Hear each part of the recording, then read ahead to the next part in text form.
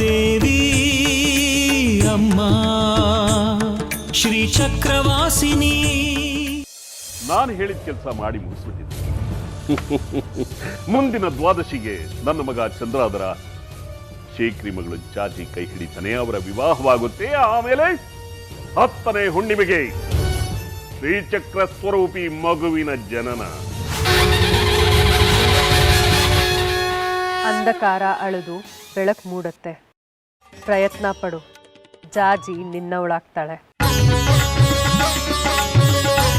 ಅನ್ನೋರೆ, ನಾನು ಜಾಜಿನ ಮದುವೆ ಆಗೇ ಆಗ್ತೀನಿ. ಏನಾದರೂ ದಾರಿ ತೋರಿಸು.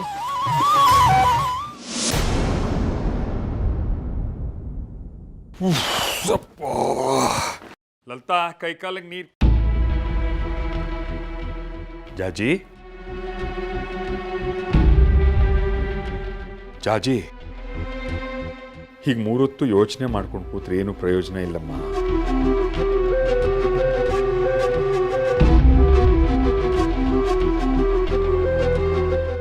ನಿನ್ನೊಂದು ಮಾತು ಕೇಳಲ್ಲ? ಕೇಳಿ ಅಪ್ಪ. ಆ ಚಂದ್ರಾಧರನ್ಗೆ ಹಾರ ಹಾಕ್ಬಿಟ್ಟಿಯಲ್ಲ, ಇದು ಸರಿನಾ?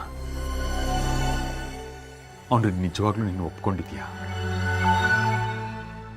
ಮನಸ್ಸಲ್ಲಿ ಒಬ್ಬನ್ನ ಇಟ್ಕೊಂಡು ಸಮಾಜಕ್ಕೋಸ್ಕರ ಇನ್ನೊಬ್ಬನ್ನ ಕಟ್ಕೊಂಡ್ರೆ ಜನ್ಮ ಪೂರ್ತಿ ಕೊರಗಬೇಕಾಗತ್ತೆ. ನೀನು ಕೊರಗೋದು ನಾನು ನೋಡಕ್ಕಾಗಲ್ಲ ಕಣಮ್ಮ.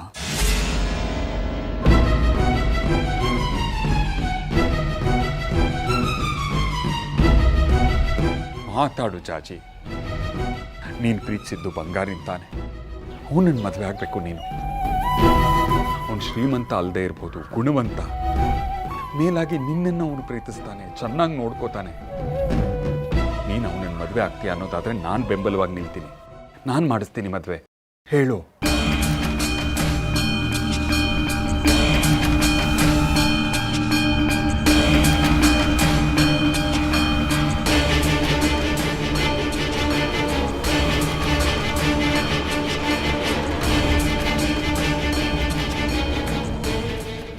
ಯಾರನ್ನ ಮದುವೆ ಆಗಬೇಕು ಅಂತ ನನಗೆ ಗೊತ್ತಿದೆ. ನಾನು ಯಾರನ್ನ ಮದುವೆ ಆಗಬೇಕು ಅಂತ ನನಗೆ ಗೊತ್ತಿದೆ. ನಾನು ಇಷ್ಟಪಡ್ತಿರೋದು ಚಂದ್ರಧರನನ್ನೇ ಹೊರತು ಬಂಗಾರಿನಲ್ಲ. ನಾನು ಮದುವೆ ಆಗೋದು ಚಂದ್ರಾಧರನ್ನೇ. ಪುನಃ ಈ ವಿಚಾರದ ಬಗ್ಗೆ ಚರ್ಚೆಗಳು ಬೇಡ. ಇದೇ ನಿನ್ನ ಕೊನೆ ನಿರ್ಧಾರನ? ಹೌದು. ಹೌದು. ನಿನಗೆ ಮನಸ್ಸಾಕ್ಷಿ ಅನ್ನೋದೇ ಇಲ್ವಾ? ಪಾಪ ಬಂಗಾರಿ. ಬಿಡು, ನಿನ್ಗೇನು ಹೇಳಿದ್ರು ಪ್ರಯೋಜನ ಇಲ್ಲ. ನಿನ್ನ ಕಣ್ಣು ಕೌದಿರೋ ಪೊರೆ ಹರಿಯೋವರೆಗೂ ನಿನ್ನ ಬದಲಾಯಿಸಕ್ಕಾಗಲ್ಲ.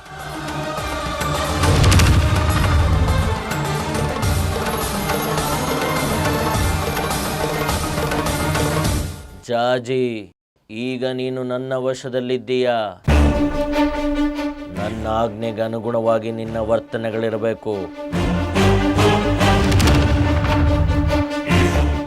ಇದನ್ನು ಬಿಟ್ಟು ನೀನು ಬೇರೆ ಏನು ಮಾಡೋ ಹಾಗಿಲ್ಲ.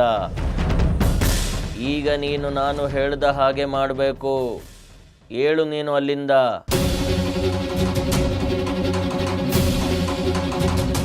ದೇವಸ್ಥಾನಕ್ಕೆ ಹೋಗು. ಅಲ್ಲಿ ಸುಮಾರು ಜನ ಭಕ್ತಾದಿಗಳು ಈ ಊರಿನವರು ಪರ ಊರಿನವರು ಇರ್ತಾರೆ. ಅವರೆಲ್ಲರ ಮುಂದೆ ನನ್ನ ಮತ್ತು ವಿರೂಪಾಕ್ಷ ಶಾಸ್ತ್ರಿಗಳ ಮಗ ಚಂದ್ರಧರನಿಗೆ ಮದುವೆ ನಿಶ್ಚಯವಾಗಿದೆ. ಲಗ್ನ ಪತ್ರಿಕೆ ಬರೆದಾಗಿದೆ. ನಾನು ಅವನನ್ನು ಮದುವೆ ಆಗ್ತಿದ್ದೀನಿ ಅಂತ ಎಲ್ಲರ ಮುಂದೆ ಕೂಗಿ ಹೇಳು. ಮದುವೆ ವಿಷಯ ಇಡೀ ಊರಿಗೆ ತಿಳಿಯೋ ಹಾಗೆ ಮಾಡು. ನಡಿ.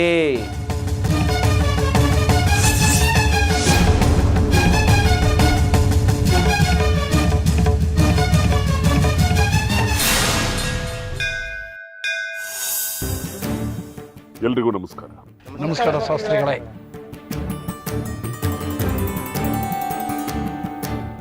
ಒಂದು ಶುಭ ಸಮಾಚಾರ. ಯಾವುದೇ ಸಮಾಚಾರವಾಗಲಿ ನಿಮ್ಗಳ ಹತ್ರ ಹಂಚಿಕೊಳ್ಳದೆ ಇನ್ಯಾರ ಹತ್ರ ಹಂಚ್ಕೋಬೇಕು. ಈ ದೇವಸ್ಥಾನದ ಭಕ್ತಾದಿಗಳಾದ ನಿಮ್ಮಲ್ಲೇ ನಾನು ಎಲ್ಲ ವಿಷಯಗಳನ್ನು ತಿಳಿಸ್ಕೋಬೇಕು. ನಿಮ್ಮೆಲ್ಲರ ಹಾರೈಕೆಯಿಂದಾನೇ ನಾನು ಇಷ್ಟು ವರ್ಷಗಳ ಕಾಲ ಈ ದೇವಸ್ಥಾನದ ಮುಖ್ಯಸ್ಥನಾಗಿ ಮುಂದುವರಿಯೋದಕ್ಕೆ ಸಾಧ್ಯವಾಗಿದೆ. ಈಗ ನಾನು ಹೇಳಿಕೊಟ್ಟಿರೋ ಶುಭ ಸಮಾಚಾರ ಏನಪ್ಪಾ ಅಂತಂದ್ರೆ ನನ್ನ ಮಗನ ಮದುವೆ. ಇಷ್ಟು ವರ್ಷಗಳ ಕಾಲ ವಾರಣಾಸಿಯಲ್ಲಿದ್ದು ಈಗ ಹಿಂದಿರುಗಿ ಬಂದಿರತಕ್ಕಂಥ ನನ್ನ ಮಗ ಚಂದ್ರಾಧರನ ಬಗ್ಗೆ ನಿಮ್ಗೆಲ್ರಿಗೂ ಗೊತ್ತೇ ಇದೆ. ಅವನಿಗೆ ಮದುವೆ ವಯಸ್ಸು. ತಂದೆಯಾಗಿ ನನ್ನ ಕರ್ತವ್ಯವನ್ನ ನಾನೇ ನಿಂತು ಮುಂದುವರಿಸ್ತಾ ಇದ್ದೀನಿ. ಕನ್ಯೆ ಯಾರು ಅಂತ ನೀವು ಯೋಚನೆ ಮಾಡ್ತಾ ಇದ್ದೀರಿ. ಇದೇ ಊರಿನ ನನ್ನ ಗೆಳೆಯರಾದ ಶಂಕರ ಶಾಸ್ತ್ರಿಗಳ ಮೊಮ್ಮಗಳು ಹಾಗೂ ಪ್ರಸಾದದ ಶೇಖರಿ ನಿಮಗೆ ಗೊತ್ತಿರಬೇಕು. ಅವರ ಮಗಳು ಚಾಚಿ, ಸದ್ಗುಣಿ, ಸುಶೀಲೆ ಹಾಗೂ ತ್ರಿಪುರ ಸುಂದರಿ ಅಮ್ಮನವರ ಮಹಾನ್ ಭಕ್ತಿ. ಅಂತಹ ಕನ್ಯಾಮಣಿ ನಮ್ಮ ಮನೆ ತುಂಬೋದಕ್ಕೆ ಬಂದ ಇರೋದು ನಮ್ಮ ಸೌಭಾಗ್ಯ. ಮುಂದಿನ ದ್ವಾದಶಿಯಂದು ನಾನು ಮತ್ತೆ ಶಂಕರ್ ಶಾಸ್ತ್ರಿಗಳು ಇಬ್ಬರೂ ಸೇರಿ ನನ್ನ ಮಗ ಚಂದ್ರಾಧರ ಹಾಗೂ ಜಾಜಿ ಮದುವೆಯನ್ನ ನಡೆಸ್ತಾ ಇದ್ದೀವಿ.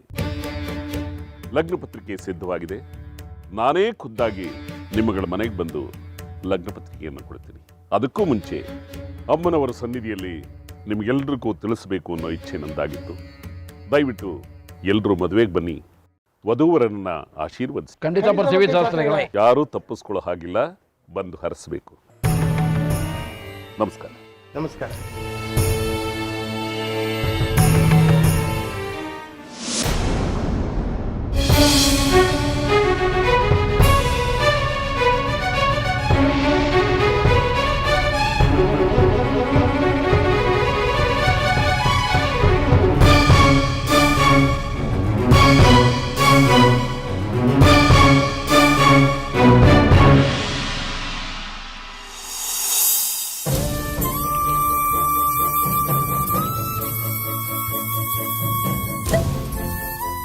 ಇವತ್ತಿಡೀ ಮನೆಯವ್ರ ಸಮ್ಮುಖದಲ್ಲಿ ಶಂಕರಜ್ಜನ್ ಮುಂದೆ ನಿನ್ನನ್ನು ಕರ್ಕೊಂಡು ಹೋಗಿ ನಿಲ್ಲಿಸ್ತೀನಿ.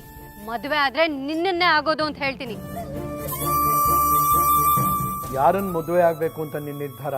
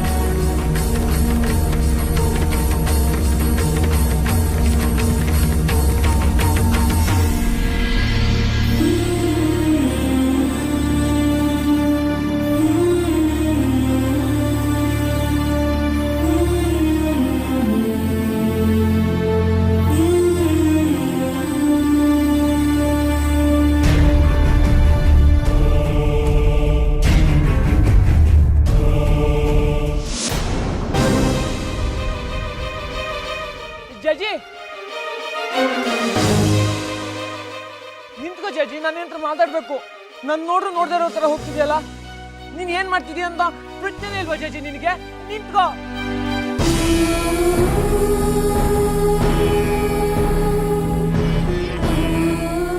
ನಾನ್ ನಿನ್ ಹಿಂದೆನೆ ಬಂದು ನಿನ್ನ ಹತ್ರ ಮಾತಾಡ್ಬೇಕು ಅಂತ ಹೇಳ್ತಿದ್ದೀನಿ ತಾನೆ, ಆದ್ರೂ ನೀನ್ ಹೋಗ್ತಾನೆ ಇದೆಯಲ್ಲ. ಕೇಳಿಸ್ತಿಲ್ವ ನಾನು ಮಾತಾಡ್ತಿರೋದು? ನಿನಗೆ ಇಷ್ಟ ಬಂದಂಗೆ ಮಾಡ್ತಾ ಇದ್ರೆ ನಾನು ನೋಡ್ಕೊಂಡು ಸುಮ್ಮನೆ ಇರ್ಬೇಕಾ? ಏನಾಗಿದೆ ನಿಂಗೆ? ಮಾತಾಡು.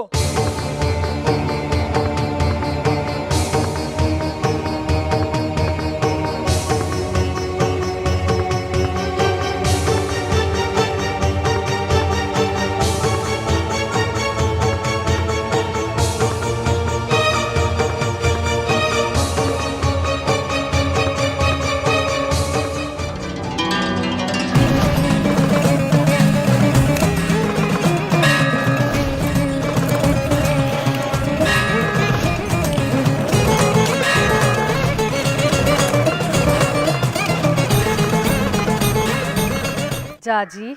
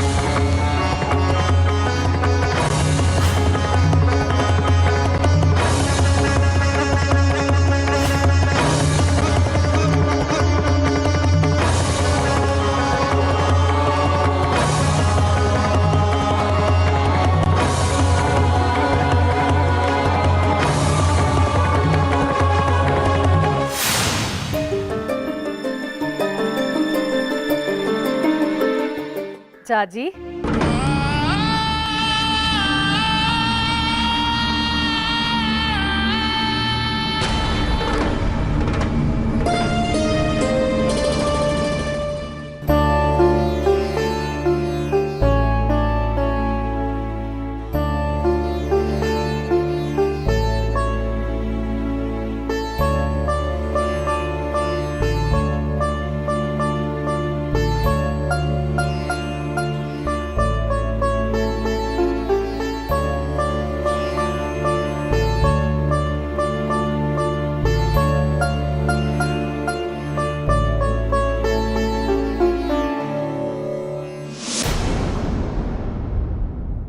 ಮತ್ತೆ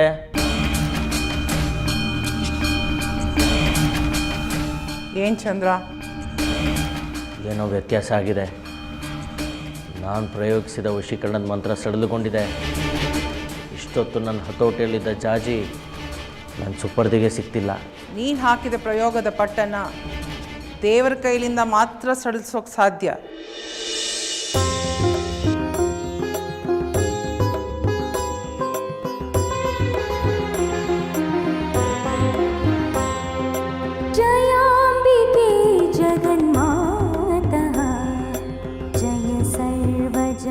ಚಿಂತೆ ಮಾಡಬೇಡ. ಎಲ್ಲ ಬಂಧನಗಳನ್ನು ನಾನು ತೆಗೆದುಹಾಕಿದ್ದೀನಿ. ನೀನೀಗ ಮುಕ್ತಳಾಗಿದೀಯ. ನಿನಗೀಗ ಯಾವ ಸಂಕೋಲೆಯೂ ಇಲ್ಲ, ಯಾವ ಬಂಧನವೂ ಇಲ್ಲ. ನೀನೀಗ ಮೊದಲಿನ ಜಾಜಿಯಾಗಿದೀಯ. ನನಗೇನಾಗಿತ್ತು? ನನ್ನ ತಲೆ ಎಲ್ಲ ಹಿಡ್ಕೊಂಡಾಗ ಆಗ್ತಿದೆ. ನನ್ನ ದೇಹ ನನಗೆ ಭಾರ ಆಗ್ತಿದೆ. ನಿನಗೇನೂ ಆಗಿಲ್ಲ, ಸುಧಾರಿಸ್ಕೊ. ಇಲ್ಲ, ನನಗೇನೋ ಆಗಿತ್ತು ಅಂತ ಅನ್ನಿಸ್ತಿದೆ. ನಿನಗೇನೂ ಆಗಿಲ್ಲ. ಇನ್ಯಾರೇ ಬಂದರೂ ಆ ಶಕ್ತಿನ ಭೇದಿಸೋದಕ್ಕಾಗೋದಿಲ್ಲ. ನಿಜ. ಆದರೆ ಏನಿದು ಚಂದ್ರ, ನಿನ್ನ ಶಕ್ತಿ ಬಗ್ಗೆ ನೀನೇ ಸಂದೇಹ ಪಡ್ತಿದ್ಯಾ? ಅಮ್ಮನವ್ರು ಬಿಟ್ಟರೆ ನೀನು ಹಾಕಿದ ಪ್ರಯೋಗದ ಪಟ್ಟನ್ನು ಸಡಿಲ್ಸೋಕ್ಕೆ ಈ ಊರಿನಲ್ಲಿ ಯಾರ ಕೈಲೂ ಸಾಧ್ಯ ಇಲ್ಲ.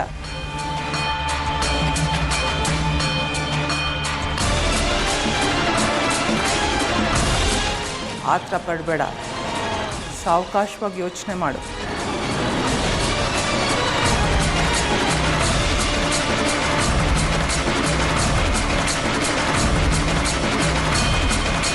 ನೋಡಲ್ಲಿ ಬಂಗಾರಿನ.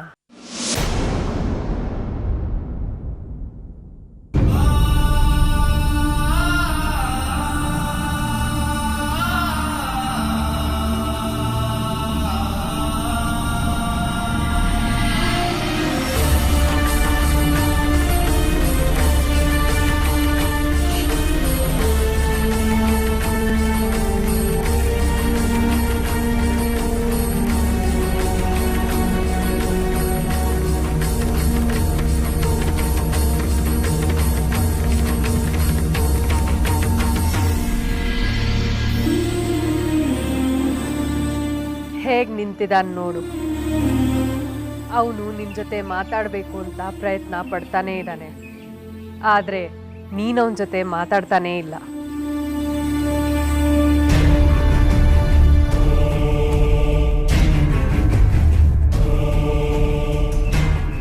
ಏನು, ನಾನು ಅವನನ್ನ ಮಾತಾಡಿಸ್ಲಿಲ್ವಾ? ನಾನು ಯಾಕೆ ಬಂಗಾರಿನ ಮಾತಾಡ್ಸಲ್ಲ? ಬಂಗಾರಿ ನನ್ನ ಗೆಳೆಯ ಅಲ್ಲದೆ, ಇವತ್ತಲ್ಲ ನಾಳೆ ನಾನು ಅವನನ್ನ ಮದುವೆ ಆಗ್ತಿದ್ದೀನಿ. ನಾನು ಯಾಕೆ ಮಾತಾಡ್ಸಲ್ಲ? ಅವನನ್ನ ಮಾತಾಡಿಸ್ತೀನಿ.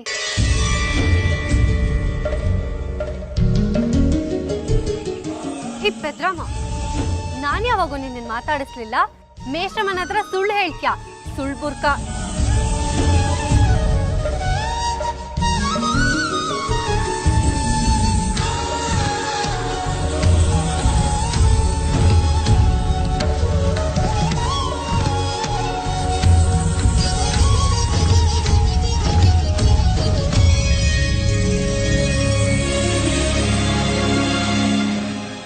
ಹೀಗೆ ಹೇಳ್ತಿದ್ಯಾ? ನಿಂಗೇನು ಹುಚ್ಚಿಡ್ತಿದ್ಯಾ? ಒಂದೊಂದ್ಸಲ ಒಂದೊಂಥರ ಮಾತಾಡ್ತೀಯಾ? ಅವತ್ತು ನಿನ್ನ ಜೊತೆನೆ ಮದುವೆ ಆಗೋದು ಅಂತ ಹೇಳಿ ಕೈ ಹಿಡ್ದು ಕರ್ಕೊಂಡು ಹೋದೆ. ಮನೆಗೆ ಹೋದ್ಮೇಲೆ ಆಡಿದ ಮಾತೇ ಬೇರೆ.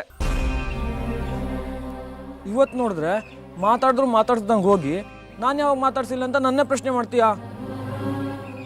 ಅವತ್ತು ನಿನ್ನ ಮನೆಗೆ ಕರ್ಕೊಂಡು ಹೋದ್ಮೇಲೆ ಏನಾಯ್ತು? ನನಗೇನು ನೆನಪಿಗೆ ಬರ್ತಿಲ್ಲ ಕಣೋ. ಹೌದೌದು, ಜ್ಞಾಪಕ ಇಲ್ಲಿರುತ್ತೆ ನಿಂಗೆ. ನಾನು ಕರ್ಕೊಂಡು ಹೋಗಿ ಸುಖಧರ್ನ ಮದುವೆ ಆಗ್ತೀನಿ ಅಂತಂದೆ. ಸುಖಧರ್ನ ಜೊತೆ ಲಗ್ನ ಪತ್ರಿಕೆ ನಿಶ್ಚಯ ಆಗುವಾಗ ಚಂದ್ರಧರಂಗೆ ಹೋಗಿ ಹಾರ ಹಾಕ್ದೆ. ಈಗ ನೋಡಿದ್ರೆ ನನ್ನೇ ಮದುವೆ ಆಗ್ತೀನಿ ಅಂತೀಯಾ? ನಿನಗೆ ನಿಜವಾಗ್ಲೂ ಹುಚ್ಚಿಡ್ದಿದೆ ಕಣೋ ಬಂಗಾರಿ. ನಾನು ಯಾವಾಗೋ ಸುಖಧರನ್ ಮದುವೆ ಆಗ್ತೀನಿ ಅಂತೆ, ಚಂದ್ರಧರನ್ ನಾನು ಯಾಕೆ ಹಾರ ಹಾಕ್ಲಿ? ಲಗ್ನ ಪತ್ರಿಕೆ ಯಾವಾಗಾಯ್ತು? ನೋಡು, ನೀನು ಹಿಂಗೆ ಆಡ್ತಿದ್ರೆ ನಿಜವಾಗ್ಲೂ ಆಸ್ಪತ್ರೆ ಕರ್ಕೊಂಡೋಗಿ ಸೇರಿಸ್ಬಿಡ್ತಾರೆ. ಯೋಚನೆ ಮಾಡಿ ಮಾತಾಡು. ಅಥವಾ ಮತ್ತೆ ನನ್ನ ಅವಮಾನ ಮಾಡಿ ತಮಾಷೆ ನೋಡ್ಬೇಕು ಅನ್ಕೊಂಡಿದ್ಯಾ?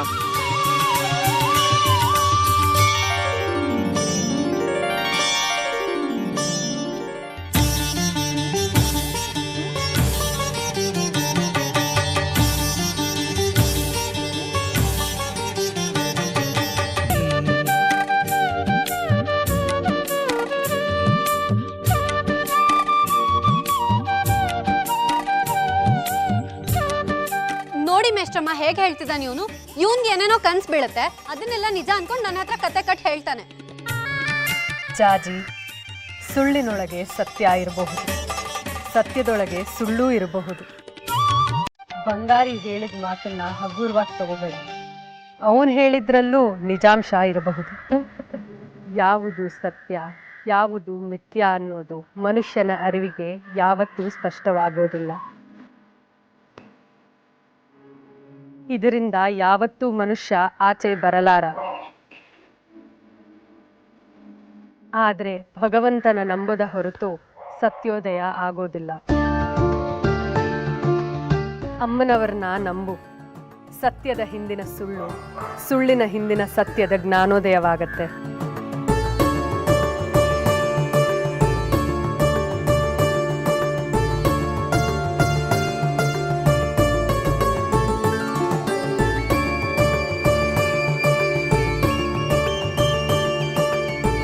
ಬಂಗಾರಿ, ನಾನು ನಿನಗೆ ಹೇಳಿದ್ನಲ್ವಾ, ನೀನು ಪ್ರಯತ್ನ ಶುರು ಮಾಡಿದ್ರೆ ದಾರಿ ತೆರೆದುಕೊಳ್ಳತ್ತೆ, ಬೆಳಕು ಕಾಣತ್ತೆ.